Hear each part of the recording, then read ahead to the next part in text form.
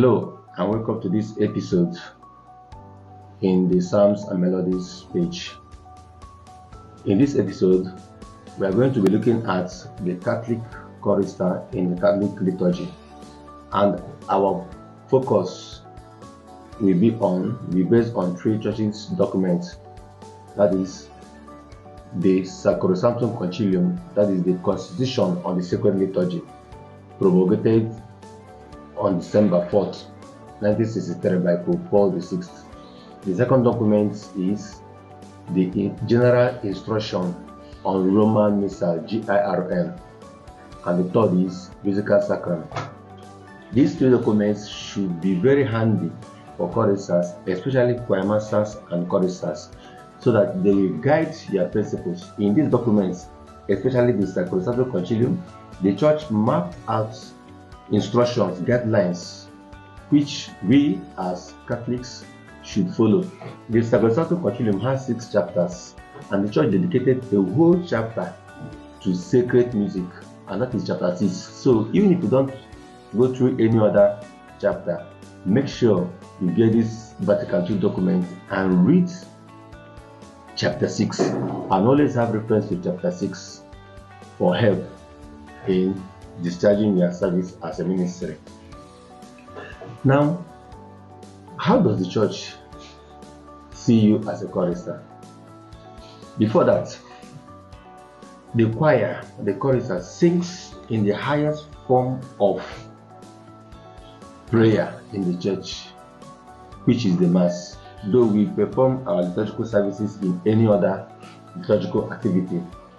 But the highest form of liturgical activity where we render our service to God and to the Church is at Mass. If you go to Sacrosanctum Concilium, chapter 1, article 2, you see how the Church reveres Mass, the importance of Mass, how important the Mass is.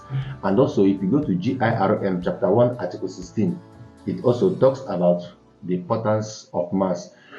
Then, you as a chorister, you are not just like any other person in any of the pious societies in the church.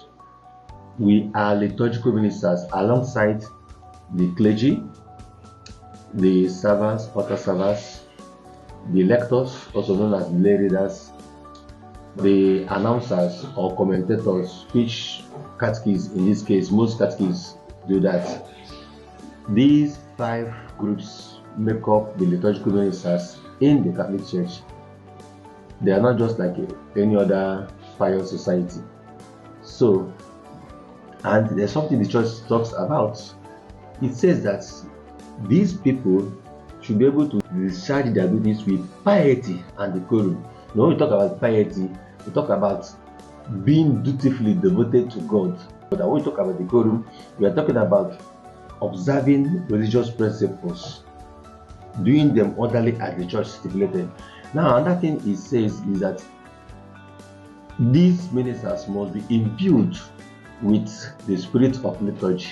Imbued, he uses the word imbued, not just any other word. Imbued is like being soaked. You will be soaked, you will be highly inside, you will know it, you will possess it, it will be part and parcel of you. So it's key as a liturgical minister. Then follow me to Sacrosanctum Concilium, chapter 1, article 30. This is another important thing that the Church talks about. And there, it talks about active participation. This active participation is to ensure, to make conscious effort that the seated congregation, the people of God seated, actively participates in any liturgical function. You know what some choirs do? They instead of leading the congregation in singing, they end up doing the singing for them. So in our discharge of our sacred duties as one of the liturgical ministers, we need to ensure that this active participation takes place. And you see that in Sacrosanctum Concilium, chapter 1, article 30. If you also go to 31, you notice that the Church even goes further to stipulate that even the text the rituals, the religious texts we use in the church, that the aspects where the people should respond to are clearly marked. That's why in some of our texts, you see the priests, you see what the priests will say, you see the people, you see what the people will say. This is about consciously bringing in the people, which the choir should also be doing. And if you go to GIRM chapter 1, article 18, it also talks about making conscious and active efforts for the congregation to join in liturgical function. So it's very key, because GIRM 2:34 sees the church as having a communitarian character. It's a community of believers, so everybody should be involved, even in singing and any other liturgical activities that we are doing. Get the people involved. Then GIRM chapter 2, article 36, we even go further to stipulate the level, the degrees of song elements, singings that should be done in the church, and it consider these degrees based on active participation to get the people involved. So there are 4 degrees in that level. Now, in degree 1, we say degree 1 or level 1, we have the dialogues and acclamations. Dialogues are interactions like the Lord be with you, the people will respond, and also with you. You have the word of the Lord, you have the gospel of the Lord. These are regarded as interactions. They are under degree 1 that should be sung. They are number 1 song elements in the church.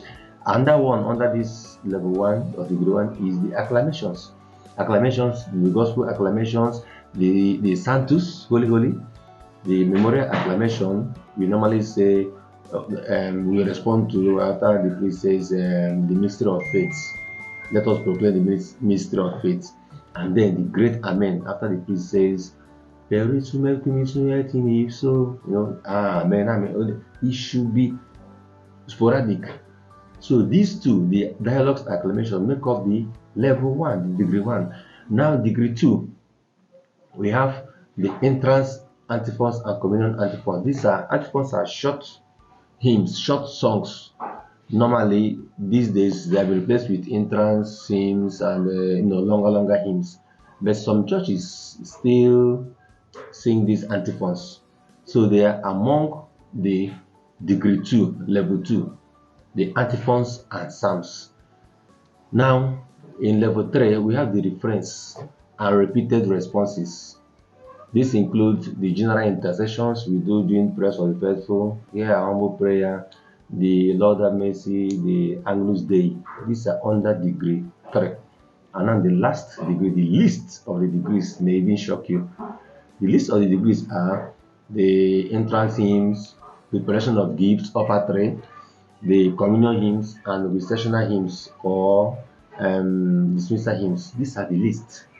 So these are how the church places them. And what it means is that if there is not going to be any singing in the church, don't even leave degree 1 to go to degree 2. Or if you want to do, you can do degree 1 alone, but you cannot do any other degrees without involving degree 1. So it's as serious as that, because the church sees it as the people participate more actively according to these degrees. Now, let's look at sacred music, what the mind of the church as regards sacred music. Go to Sacrosanctum Concilium chapter 6, verse 1 or 2. Like I told you, chapter 6 is entirely devoted to sacred music. In that Vatican II document, Sacrosanctum Concilium. So in that place, in 112, you see how the church sees sacred music as an inestimable value. Is so valued, is golden, in the sense that it cannot be treated anyhow. And that's how the church wants to maintain and promote it. Now, GIRM also emphasizes on the importance of singing. Go to GIRM chapter 2, article 40. It talks a lot about the importance of singing. Then, what is the purpose of singing at all in the church? You find that in Musicam Sacram, number 4. What is this purpose? Very simple. The glorification of God and the sanctification of men. These are the two things. These are the only reasons why we sing in liturgy to glorify God and also to bring about the sanctification of men. So if our singing, if our songs are not fulfilling these two purposes, forget it. We are not doing what we are supposed to do as liturgical ministers. And then the church also talks about what is sacred, how a music can be termed as sacred. And then it includes the Gregorian chant and the polyphonic songs we sing. Gregorian chants are plain chants like Gloria in your Chelsea's Day, is like a credo. And then the polyphonic are these ones we sing these days that have to do with all the parts, soprano, alto, and the rest of them. So that's that. And then let's go to another important thing the church says. It talks about training and the development of choirs. Because it values sacred music, it also values the vessels, the choristers, the choir that serves in this ministry of performing sacred music in the church. So it encourages about their training and growth. It looks at it in Sacrosanctum Concilium chapter 6, article 115, where the church even directs that sacred music should be taught in the seminaries and novitiates, religious institutes, because it is from there that the knowledge of sacred music trickles down to the rest of the laity. So it's as serious as that. And also it looks at composers, that composers and singers, that is choristers, composers and choristers, other choristers, must also be given liturgical training. But unfortunately these days you see that what our choirs concentrate more on is on, let us know how to read music, let us know how to interpret software, let us know how to use our voice. Well and good, these are good. But don't forget this aspect of genuine liturgical training, part of which we are doing now, part of which you are listening to now, and it will continue. Then, in that chapter 6, article 121, it now looks at composers and what they compose, what they should compose, the quality of their compositions. In the first place, composers, the church says in 121, chapter 6, Sacrosanctum Concilium chapter 6, 121, it says that the composers should be animated by the Christian spirit, must be filled by the Christian spirit, not by any other type of spirit, but by the Christian spirit. And then after being that imbued, they should accept it as a vocation, that they are contributors to the store of treasuries of sacred music. So what we do as composers is that we accept that vocation and contribute the store of treasure of sacred music. And then the qualities of what to produce. There are three qualities a song should possess to make it liturgical according to the mind of the church. One, it will be proper for divine worship. Two, it should be the one that even large and small choirs will be able to perform. And then three, it should be the one that the whole congregation should be able to participate in. Check that again, Sacrosanctum Concilium, chapter 6, article 121. Read it very well and elaborate more on the point. Then, if you go to Musical Sacram, part 2, article 23, you see that the church goes further to even designate a position for the choir, mapped out the position of the choir. And in that, in number 1, it says that the choir should be placed in such a position that the community, it will be the part of the community where its functions will be clearly evident. It's not just hidden behind as before. You know, most choirs, most churches, old churches, you see that the choir gallery is at the back, up, hidden. But because of Vatican II, the choir now has been brought to the center, or placed in a place where the whole congregation will be able to look at them, see them, and follow what they are doing. And then secondly, they should be placed in a way where their liturgical functions will be facilitated, will be made easier. Let it go very well with them. And then 3, where their sacramental participation in the mass will also be facilitated. As choristers, we are not like symbols pointing to away, point into a direction, and then we are static. We should also be able to sacramentally participate in the Mass. So this are what the church says. Now, in the document of Sacrosanctum Concilium chapter 6, article 116, the church talks about Gregorian chant. It still places Gregorian chant as the highest form of music, sacred music in the church. Why not condemning polyphonic music anyway?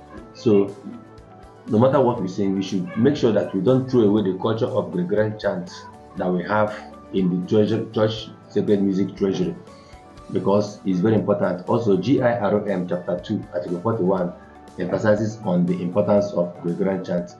In that document, in Sacrosanctum Concilium chapter 6, article 120, the church also talks about or places the pipe organ in high esteem.